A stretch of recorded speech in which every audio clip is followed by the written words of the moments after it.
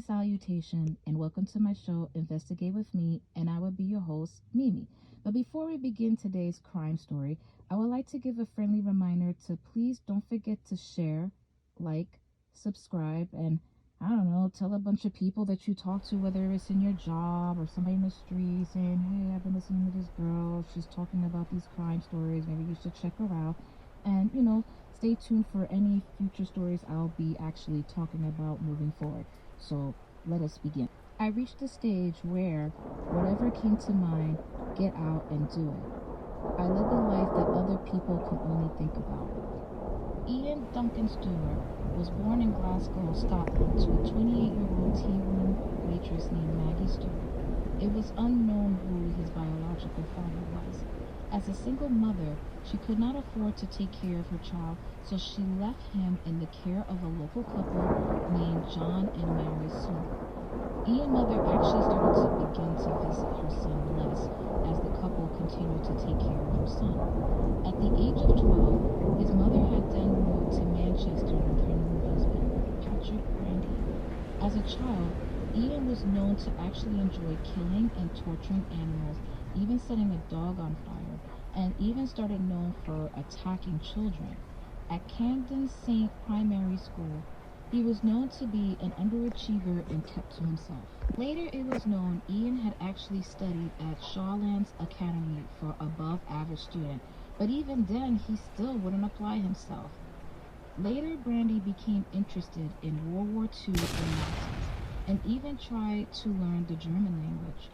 Among his favorite books were Hitler's autobiography, Mankampf, and other authors such as books of crime and punishment and books that are related to sadism. From the age of 13 and 16, Ian was charged for housebreaking and burglary 3 times. Later, Ian was then moved in with his mother and his stepfather in Manchester, where he took up crime again, spending times in 2 centers. 1957, Ian actually took up a job as a stock clerk in Millward's merchanting, where he actually met Myra a year later. Myra Hindley. Myra Hindley was born in Manchester with a normal childhood compared to Ian's, in which she was raised in Gorton, a working class neighborhood. Her father was a laborer who served in the military, and her mother was a machinist. Her father was known to be physically abusive towards Myra. It was believed that he had taught Myra to stand up for herself. There was actually a story where Myra was being picked on by a young boy in her grade school, in which she would actually tell her father about that, and her father had stated to her to go back and attack the young boy, in which Myra did. When her sister was born, Maureen, Myra was sent to go live with her maternal grandmother, Ellen.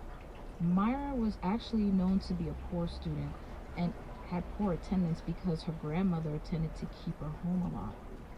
At 15, a friend of Myra, Michael Higgins, drowned in an accident and became traumatized because Myra used to actually participate in different sports when she was in high school, as well as in the swimming club, but then after she discovered her friend drowned, she kind of just stopped engaging in swimming.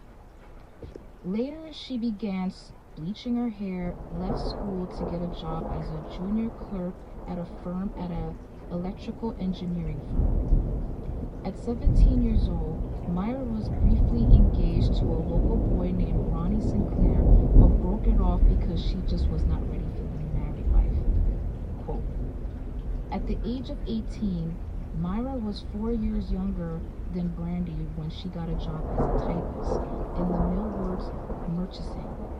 She fell in love with him instantly, but it took Ian a year to reciprocate the feeling back to her.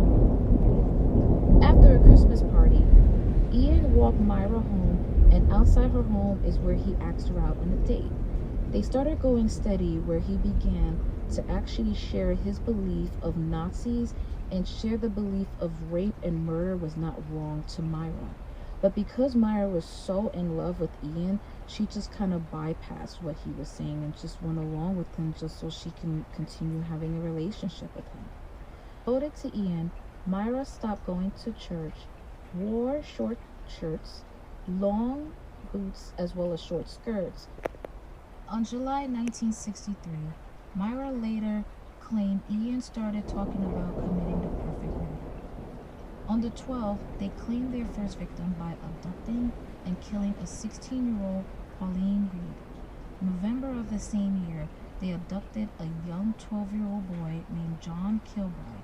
After raping him, Myra claimed that Ian tried to slit his throat with a knife, but ended up strangling him with a string. However, Ian stated that he strangled him with his bare hands. June 16, 1964. They abducted a 12-year-old boy named Keith Bennett while on his way home to his grandmother and killed him. He was never to be seen again. Another crime was then committed. On December 26, Boxing Day, they visited a fairground and abducted a 10-year-old girl named Leslie Ann Dowley, asking her to help carry packages. October 6, 1965, Myra and Ian invited 17-year-old Edward Evans to Myra's apartment where he was killed with an axe. David Smith, husband to Myra's younger sister Maureen, was present during the time, but was allowed to live as long as he can help clean up the murder. From there, David helped assist Myra and Ian to clean up the murder before he went home to his wife, Maureen, from there where they called the police. Police later investigated the apartment and found Evans' body wrapped in a blanket and an axe used to kill him. Ian was arrested and he tried to blame David. October 15. Police had searched the apartment again and actually found a photograph of Leslie Ann Dowling and a tape recording with Myra and Ian on the recording of the torture and the kill of Leslie. Police also found a notebook with John Kilbride's name in it and a photograph of Hindley standing on his grave. As evidence against them began to pile up, Brady and Hindley tried to blame David for the crime. Myra and Ian's trial began on April 27, 1966, and ended with the both of them found guilty of murder. Brady was actually found guilty of 3 counts of murder, Hindley 2 counts, and then guilty for accessory to murder in the case of John Kilbride. Luckily for them, England actually abolished the capital punishment a few weeks before their arrest, so they were sentenced to life in prison without the possibility of parole. 1985, Brady confessed to the murders of Pauline Reed and Keith Bennett, and the investigation was then reopened. Myra and Ian was both taken to the moorland, which is known to be the highland, by searchers to show where the bodies have been buried. On July 1st, 1987, Pauline Reed's body was found not that far from Leslie Ann Dowley, who also had been buried. Keith Bennett's body was also never to be found until in 2002, Hindley had died of pneumonia at the age of 60. In 2017, Brady had died of unspecific chest and lung condition at the age of 79. Brady and Hindley abducted their victims, who were boys and girls aged 10 to 17. After forcing them into their car, Brady would then rape them, with the exception of the last victim, Edward Evans, and then kill them, either by strangling them with a piece of string, possibility of a shoelace, or by slashing their throat. Their bodies were to be buried in the Sandalworth Moor.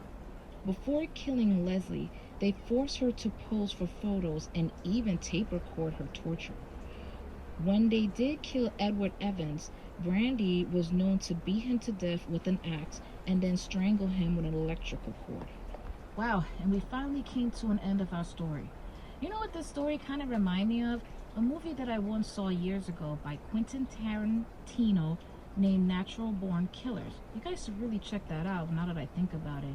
I'm going to actually list the movie's name in the description box below, so be on the lookout. So in case if you guys are interested in watching the movie, feel free to, really watch Natural Born Killers. It kind of gives me a resemblance of the story we just covered.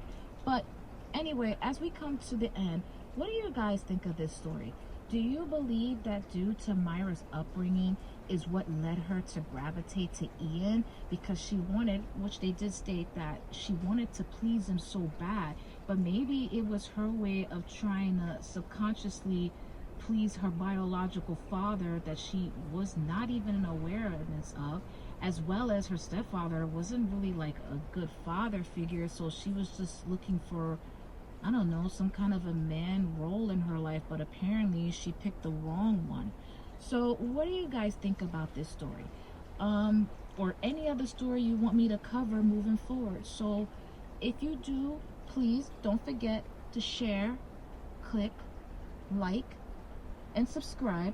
There's a notification button. Don't forget to hit that when you get the chance, to stay tuned to any future stories. And oh, by the way, if you guys have any other stories you want me to cover or research, please feel free to list any stories that I can look up for you in the comment section below.